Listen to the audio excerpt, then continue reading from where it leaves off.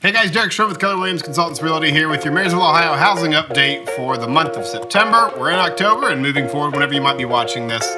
But here are some numbers for September. We're going to talk inventory values, interest rates, market trends, what's going on, and what's going on here locally in the economy. What can help kind of give us an idea of what's going to happen here in the future and kind of my predictions and thoughts on what's going to happen moving forward. So as they say, statistics can say whatever you want them to say.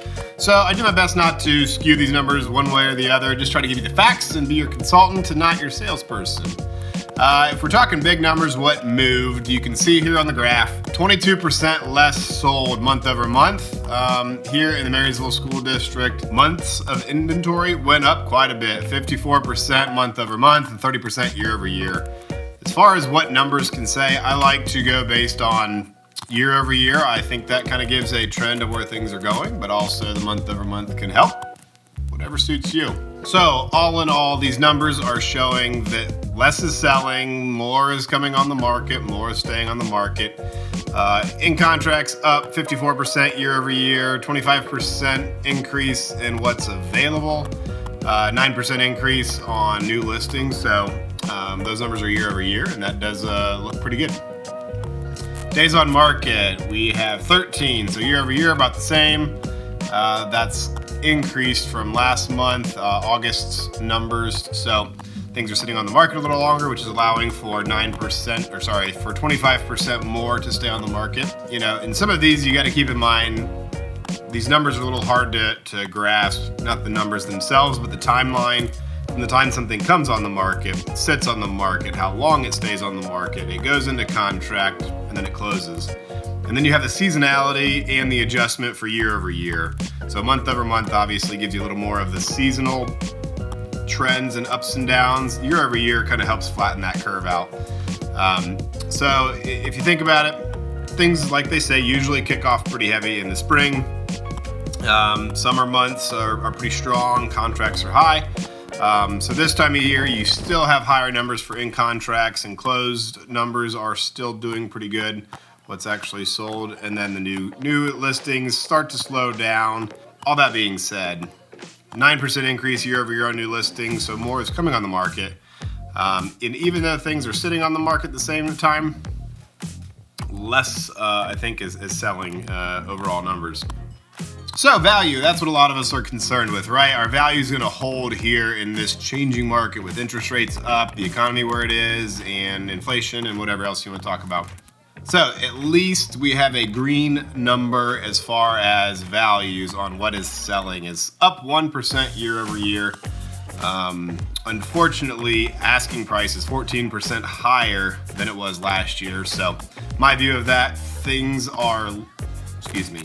people are asking 14% more now than they were 12 months ago for their property, but they're only closing for 1% higher. So thankfully the values are still going up. But as the anticipation and the appreciation of something is going up, we're kind of on the, well, I guess I should go this way for your vantage point, up and to the right. So thankfully things are still going up and to the right as far as what's selling. So there's two ways of looking at what things are listed for and what they're closing for. List price to sales price, what it's originally listed as compared to what it sells for. And as the numbers show, that's 98% for the month of September in the Marysville School District. A 1% decrease over last month, but about on par with what it was last year. So basically, if it lists here, it's closing just a little bit less than what it was listed for. The other number I like to look at and find interesting, and haven't really fully wrapped my head around this, if you listen to any of my other videos, I've mentioned this before, the difference between what's listed and what's selling. So obviously comparing to one property's list price to sales price is different than the overall average of what's being asked on the market for the overall average of what's being actually transacted. So that number is about 24% from where things are listed to what's closing. So in general, people are trying to get more than the average here in the area. So kind of an interesting tidbit in my opinion. So interest rates, that's the other part of value and the financial aspect of this. Unfortunately, we've had a 6% increase month over month in interest rates. I think we were at 7.5 and now we're right now as of October 23rd. 7.97. A couple days ago, it reached 8. So unfortunately, that is high. But thankfully, the 50-year average since 70 something.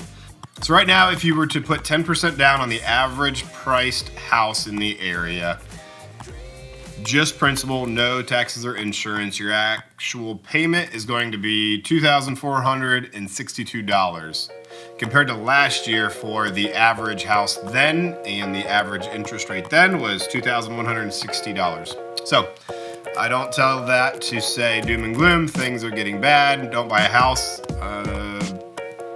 There's an argument for the other side of this, which may or may not be something you want to hear. The big Barbara Corcoran, I can't remember how you say her name, from Shark Tank was kind of getting a hard time recently because she said now is the best time to buy a house, especially Forever House, which seems kind of counterintuitive if you take into the account that interest rates are more than double what they were not that long ago. But the logic in that comes from the fact that you can refinance if the opportunity arises for a lower interest rate and it makes sense and you still qualify and all of that. But if interest rates do fall and you aren't locked into a mortgage, you're going to be in more competition with some other folks. Unfortunately, when money gets cheaper, more people jump into the market. So that increases prices, demand gets higher for the same amount of supply. So the theory is lock your price in now, and hopefully you can refinance later. Not always a guarantee, but.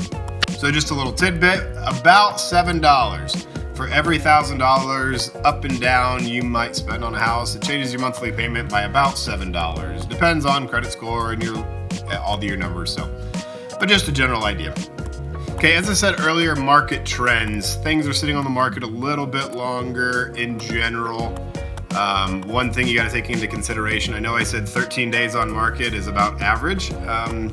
If you're not into new build numbers can kind of skew that. And also, if you're looking at things that, mean, average, sometimes the difference there can be the difference between two tales. One being the fact that things are sitting in the market a little longer if they don't sell right away, and the other is some things sell right away. Sometimes there's not a lot of in between. It seems like that's kind of where we're at now. Either things are positioned well and priced well, or they're not. So that's definitely one market trend right now, is kind of a tale of two cities, so to speak. Interest rates are up. There is cold in the forecast, so that slows people down. And interest rates are up. So it'll be interesting to see what happens here moving forward. But market has shifted. The trends are showing a little bit slower price appreciation. Things are still up. Nationally, that's what I'm hearing also, is that we're going to have a deceleration in appreciation, not the other way around. Not a depreciation all over. It's appreciation still, thankfully. So now the fun stuff, local economy. What's going on here locally? I have a whole lot of B-roll footage for this. I went around today and got some footage to show you what's going on. If you haven't been to Marysville lately, if you're not in Marysville, there's a lot going on. There are so many different projects going on. From the old Kroger is finally being worked on. It'll be crazy to see that come together. I believe that's a big mixed-use project with apartments and retail and all kinds of stuff going in there. It'll be drastically different. It already does look different, as you can see here. So my wife and I own a dance studio. Across from the dance studio is this second phase, I believe, of this project here. There were some apartments, the flats next door.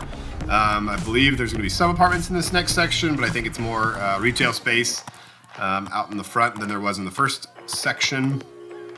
Here's some apartments next to Walmart. That's going crazy. I like these guys. They're actually making a cutout in the curb that doesn't look like it's going to be a crazy bump, so that's great. There's a housing subdivision going across from Buntsville Middle School. There is the Scott's Warehouse that just went together that's awfully big if you haven't seen that. Central Ohio, there's so much more going on. And then you have Amrine Meadows here, where it seems like not too long ago there wasn't anything going on, and now there's a bunch of houses.